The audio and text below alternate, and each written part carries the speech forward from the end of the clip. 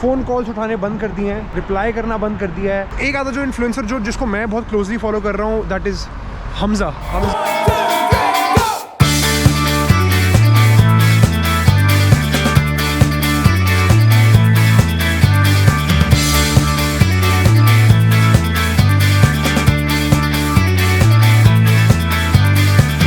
Have you heard about the free men who chained himself? 26 November 4 p.m.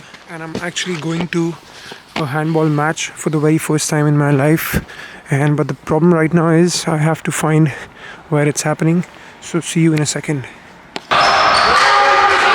तो यहाँ पर हमारा भाई पहली बार हैंडबॉल की गेम देखने आया और बहुत मज़ा आ रहा है भाई, पूरा माहौल बनाया हुआ है भाई।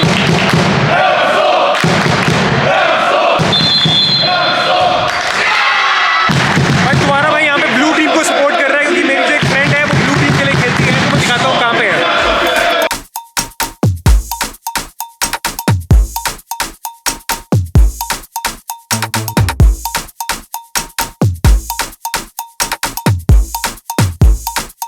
Me llamo Fabi. Hola. Hola.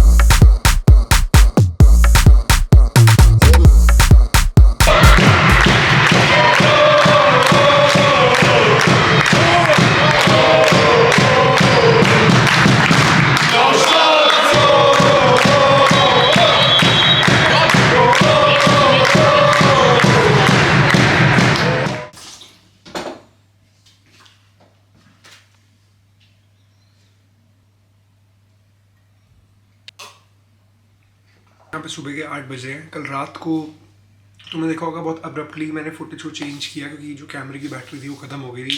तो कल मैं वापस घर आया और मैं आते ही सो गया था। आई थिंक मैं कल 7 बजे सो गया, तो अभी सुबह के 8 बज रहे हैं, तो I am very well rested. बाकी फ़िलहाल भी हम जिम चलेंगे।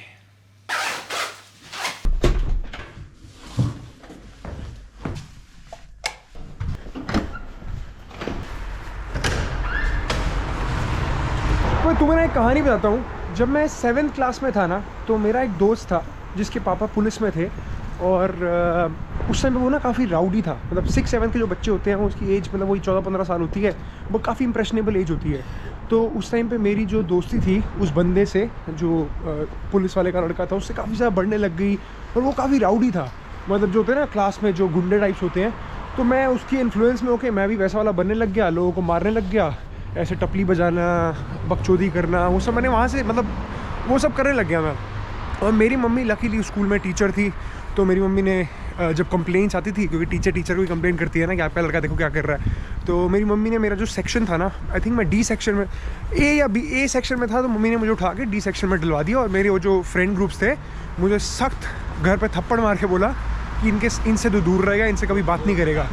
तो उस टाइम पर जो पॉइंट था ना मम्मी का, वो था कि जैसी संगत वैसी रंगत। जैसे तुम्हारे आसपास वाले लोग होते हैं ना, वो तुम्हें काफ़ी इन्फ्लुएंस करते हैं। अब उस टाइम उस वाली एज में तो देखो माँ बाप का थोड़ा घर पे रहते तो वॉच होती है, क्लोजली वॉच होती है। बट जब जैसे मैं 18 साल से मैं घर पे नहीं रह रहा, मतलब 18 साल का जब मैं हुआ, तो फिर मैं 5 साल पुणे में लॉ कर रहा था, सिम्बाइसिस में, फिर अब मैं जर्मनी में एसेंशली रह रहा हूँ। तो माँ बाप को नहीं पता होता कि तुम किसके साथ उठ रहे हो, किसके साथ बैठ रहे हो। तो अब ये जो मैंने तुम्हें स्टोरी सुनाई है, इसका कनेक्शन आज की डेट से क्यों रेलेवेंट है। जब मैं बर्लिन जर्मनी के अंदर मूव हुआ था ना, तो ऑफ कोर्स मेरे यहाँ पे कोई दोस्त नहीं थे, कोई कुछ भी नहीं था, लाइक कोई रिश्तेदार नहीं, कुछ नहीं था। तो मैं यहाँ पे जो भी अपॉर्चुनिटी आती थी ना, मैं सबको हाँ बोलता था, क्योंकि भाई मुझे दोस्त बनाने थे। तो जब मैंने सबको हाँ बोला, तो उसमें आई थिंक 100 लोग अगर मेरी लाइफ में आए हैं, मेरी कॉन्टैक्ट लिस्ट में आए हैं, तो उसमें से कुछ अच्छे भी थे, कुछ चूतिए भी थे, और कुछ ठीक भी थे। मतलब और जब मैं हॉस्टल में रह रहा था ना, हॉस्टल में जब मैं था, इससे पहले मैं 6 महीने हॉस्टल में रुका था, वहाँ पे जो लोग आते थे ना, उनका जो माइंडसेट था वो काफ़ी अलग था। जैसे मुझे यहाँ पे अपना लाइफ लॉन्ग टर्म जीना है, यहाँ पे मेरा शेड्यूल है, सब कुछ है, बट वो जो थे वो थोड़ा सा पार्टी की तरफ ज़्यादा उनका रुझान था, और वो सब था। तो मेरी जो आदतें थी ना, वो काफ़ी ज़्यादा इन्फ्लुएंस होने लगी उनसे। वो जो सेम माइंडसेट, जब पार्टी करके आओगे तो तुम अगले दिन 12-1 बजे से पहले नहीं उठने वाले, तुम आधा दिन चोद के अगर तुम 2 बजे उठ रहे हो, that basically means you fucked up your whole day. तो धीरे धीरे करके ना मुझे रियलाइज़ हुआ कि भाई मैं अपनी लाइफ ना यहाँ पे थोड़ी सी ख़राब कर रहा हूँ। और तभी लकीली ऋषभ जो है, जो शुक्ला जी, वो काफ़ी टाइम से मेरा दोस्त था। मैंने उसको बोला भाई मुझे निकलना है यहाँ से, कुछ भी कर, कैसे भी कर। तो फिर हमने साथ में अपना ये फ्लैट लिया। अब इस पूरी कहानी का जो क्रक्स है ना वो ये है कि जब भी तुम कहीं बाहर मूव होगे, तुम्हारे पास दोस्त नहीं होते, तुम सबको आने देते हो, जाने देते हो, बट ऑलवेज बी अवेयर, क्योंकि मैं कभी कभी मैं भी भूल जाता हूँ ये चीज़ कि जितना जल्दी तुम लोगों को अपने जीवन में लाते हो ना, उतना जल्दी निकालना भी सीखो। जो तुम्हारे आसपास लोग हैं ना भाई, they can influence you a lot. मतलब मेरी मम्मी पता नहीं कहती थी उस टाइम पे कि जो तुम्हारे 5 अच्छे फ्रेंड्स होंगे ना, अगर सपोज़ तुम्हारे फ्रेंड्स टॉपर होंगे ना, तो तुम भी टॉपर होगे। मतलब स्कूल में तो यही होता था, स्कूल में कि अगर सपोज़ किसी के 95 आ रहे हैं, उसके आसपास तुम उठोगे, बैठोगे और सेम आदतें कॉपी करोगे तो तुम 92 93 पहुंच जाओगे। ये होता था मेरा। तो यहाँ पे आके संगत और रंगत, मतलब जैसी संगत वैसी रंगत, इससे अवेयर रहना।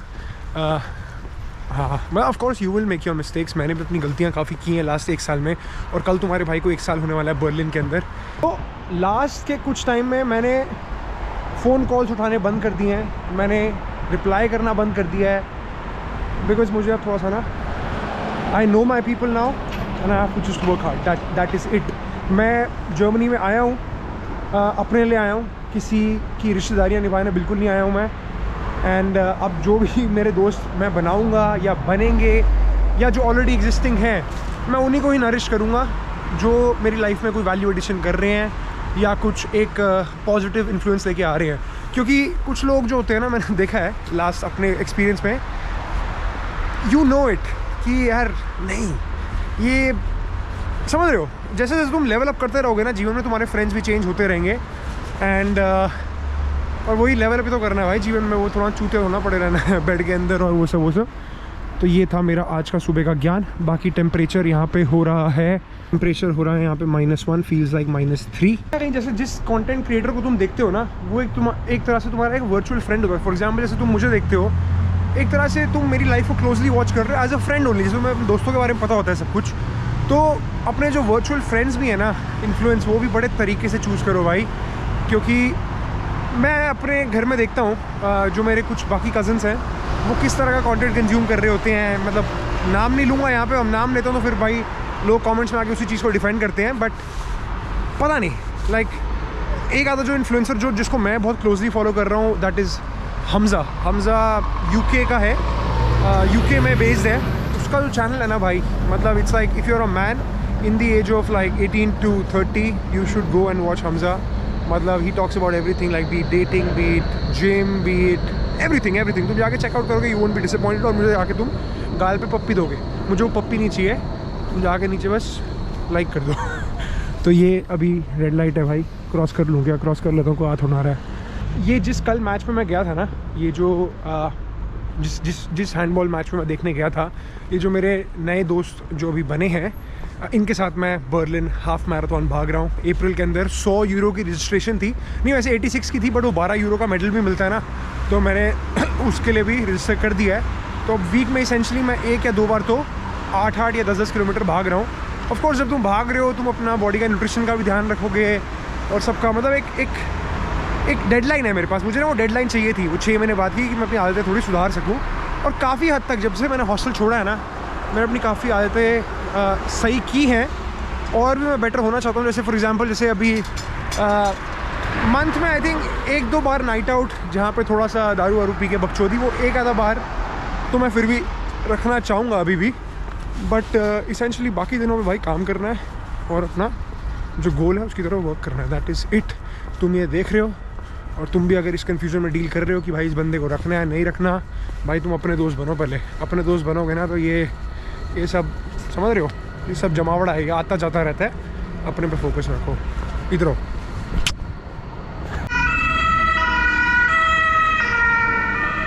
आज तुम पूछोगे ना कि शुक्ला जी क्यों जिम नहीं जा रहे। शुक्ला कल रात को जिम गया था, कल रात को मैं बिल्कुल थका हुआ था, मरा हुआ था कल रात को मैं। तो मैंने उसको बोला कि मैं सुबह जाऊँगा, तो वो भी चला जा। बाकी भाई शुक्ला के साथ बड़ा मज़ा आता है जब हम जिम मार रहे होते हैं ना, क्योंकि 1+1 जो होता है ना, एक और 11 होते हैं ना, तो थोड़ा सा वो पुश करने में मज़ा आता है। क्योंकि जर्मनी में मैं जब बोलता हूँ ना किसी को थोड़ा सा हेल्प स्पॉट करने के लिए, जैसे इंडिया में तो भाई किसी भी जिम में जाते हो वो लड़के खड़े होते हैं which are not very well paid. मैं उनकी सैलरी कभी मैंने पूछी कितने लेते हो, कहता 12,000 रुपये पूरा दिन खड़े होने के यहाँ पे। तो ये थोड़ा सा नेगेटिव है, बट जर्मनी में ऐसा नहीं होता। जर्मनी में जिम होता है कोई स्पॉट बॉय कुछ नहीं होता, वेट जो तुम उठा रहे हो तुम्हें खुद ही रखना पड़ता है। तो शुक्ला के साथ ये बड़ा बेनिफिट होता है, हम एक दूसरे को पुश करते हैं कि अगर सपोज मैं 50 मारूंगा वैसे तो उसके साथ मैं 55 या 60 मार लूँगा, थोड़ा सा ईगो में दिखाने के लिए भी। और एक होता है कि अगर साथ में बंदा है ना तो तुम थोड़ा सा एक्स्ट्रा हैवी जा सकते हो, अगर फेलियर रीच हो तो दूसरा वाला बंदा संभाल लेगा। बाकी अब भाई बहुत बकवास कर लिया, अब जिम चलते हैं।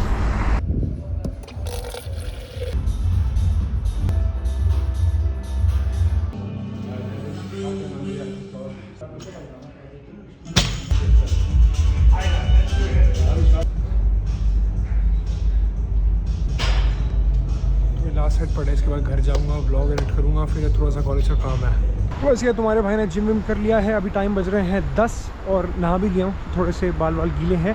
बाकी फ़िलहाल भाई एक चीज़ जो मैं ऐड करनी भूल गया था कि जर्मनी के अंदर जो लेवल ऑफ फिटनेस है वो काफ़ी ज़्यादा हाई है। अब जैसे देखो ये भाग रहा है, तो इंडिया में मैंने एक चीज़ देखी थी जब मैं आई थिंक छोटा था ना, तो मेरे एरिया में जिम खुलने स्टार्ट हो गए थे आज से 10 साल पहले, जब मैं 15 साल का था। तो इंडिया में जो फिटनेस का जो कल्चर आया ना वो लास्ट 10 या 12 साल में बहुत ज़्यादा जिम खुले हैं, लोग regular people are also going to gym. जैसे कोई 9 to 5 वाला वो भी जिम जा रहा है। फिर कल्ट फिट आया, कल्ट फिट ने इंडिया के अंदर काफ़ी ना वो जो IT वाले लोग हैं उनको थोड़ा सा कैप्चर किया। तो इंडिया में जो वो फिटनेस वाला कल्चर है ना वो ज़्यादा पुराना नहीं है, वो मतलब आई थिंक कुछ 10 साल या 12 साल पुराना ही है। मैसिव जिम्स तभी खुले हैं, वरना उससे पहले आई थिंक जो जा रहे थे जिम या तो कोई बॉडी बिल्डर होते थे प्रोफेशनल, तो ये वाला सीन था। बट जर्मनी में मैंने एक चीज़ जो अच्छी नोटिस की है, यहाँ पे जो स्पोर्ट्स खेलने का कोई भी बच्चा होता है यहाँ पे वो एक स्पोर्ट पिक करता है और उसी को खेलता रहता है। जैसे कल जिस गेम में मैं गया था वो लड़की आई थिंक जब वो 7 साल की थी तब से हैंडबॉल खेल रही है और अब 24 के आसपास है, तो काफ़ी ज़्यादा समय हो गया। तो मतलब जब मैं भी था मेरे मम्मी पापा ने मुझे डाला था उसमें, टेबल टेनिस खिलवाया था, स्केटिंग करवाया था और क्या क्रिकेट, बट ये सब ना 7th 8th के बाद बंद करवा दिया। उन्होंने बोला कि भाई 10th में नंबर चाहिए, अपनी पढ़ाई कर, 12th में फोकस कर, IIT की तैयारी कर, ये कर वो कर, बहुत दिमाग का। क्योंकि इंडिया में यार क्योंकि कंपटीशन बहुत हाई होता है यार, इंडिया में अब साला एक सीट होती है 10,000 लोग खड़े हैं, यहाँ पे क्या है एक सीट है, लोग भी कम है, तो थोड़ा सा रिलेटिवली ईजी होता है इंडिया में। जो इंडिया में 18-17 साल का बच्चा होता है ना भाई, उस पर इतना प्रेशर होता है, यहाँ पे फैमिली की एक्सपेक्टेशन होती है, फिर अपने दोस्तों से वो ऐसे देख रहा होता है यार इसके इतने आगे, बहुत ज़्यादा ना एक इनसिक्योर बच्चा पैदा होता है, उसका कॉन्फिडेंस टूट जाता है। अगर तुम उस टाइम में परफॉर्म नहीं कर रहे होते ना तो तुम्हारा कॉन्फिडेंस, तुम्हें सोसाइटी पूरा कोशिश करती है तुम्हें कन्विंस करने के लिए कि तुम चूती हो। मुझे भी एक टाइम पे कन्विंस कर दिया था कि मैं भी चूतिया हूँ, बट फिर तुम्हें वो कॉन्फिडेंस अपना रीगेन करना होता है कॉलेज जाके और अपने आप को ऐसे चीज़ें करके कि oh shit now my confidence is back, I don't care कि ये जो एक पीस ऑफ पेपर या ये सब मैटर नहीं करता। अब अगर मुझे कोई बोले, जैसे फॉर एग्जांपल मैं अपना एग्जांपल लेता हूँ, जैसे मैं यूट्यूब पे हूँ, मैं यूट्यूब पे बात कर रहा हूँ, मुझे लगता है कि ये जो चीज़ है I love doing YouTube and मुझे बात करना पसंद है, लोगों से मिलना पसंद है, तो यूट्यूब एक पर्सनैलिटी को सूट भी करता है, मेरी पर्सनैलिटी को। हो सकता है कुछ लोग होते हैं, जैसे मेरी बहन है, वो बहुत अच्छी थी पढ़ाई में, right from the start, 1st 2nd 3rd आना, उसके हाथ में अगर मैं कैमरा दूंगा may be she might do well, but natural उसका नहीं है वो, भाई कैमरे की बैटरी कम है, तो जिसका काम उसको साझे। जो यूट्यूबर है उसको कभी उसके मार्क्स से जज मत करो, जो डेटा एनालिस्ट है उसको यूट्यूब से जज मत करो, समझ गए, जिसका काम उसको साझे। बैटरी कम है भाई, कभी बंद हो सकता है कैमरा।